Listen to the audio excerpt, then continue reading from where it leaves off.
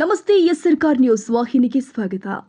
ಕಾಂಗ್ರೆಸ್ ಪಕ್ಷ ಶಾಸಕ ಭೀಮಣ್ಣ ನಾಯಕ್ರವರನ್ನ ಉತ್ತರ ಕನ್ನಡ ಜಿಲ್ಲೆಯ ಮತದಾರರ ಪಟ್ಟಿಯ ವಿಶೇಷ ಸಮಗ್ರ ಪರಿಷ್ಕರಣೆ ಸಮಿತಿಯ ಜಿಲ್ಲಾ ಉಸ್ತುವಾರಿಯನ್ನಾಗಿ ನೇಮಿಸಿದ ಹಿನ್ನೆಲೆ ಇಂದು ಶಿರಸಿಯ ಜಿಲ್ಲಾ ಕಾಂಗ್ರೆಸ್ ಕಚೇರಿಯಲ್ಲಿ ಮಹತ್ವದ ಸಭೆ ನಡೆಸಿದರು.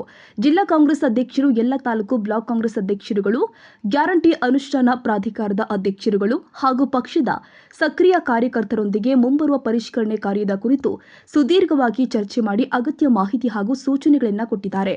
ಜಿಲ್ಲೆಯಾದ್ಯಂತ ಪ್ರತಿಯೊಬ್ಬ ಅರ್ಹ ನಾಗರಿಕನಿಗೂ ಮತದಾನದ ಹಕ್ಕು ಸಿಗುವಂತೆ ಮಾಡುವುದು ಮತ್ತು ದೋಷಮುಕ್ತ ಮತದಾರ ಪಟ್ಟಿ ಸಿದ್ಧಪಡಿಸುವುದು ನಮ್ಮ ಮುಖ್ಯ ಗುರಿಯಾಗಿದೆ.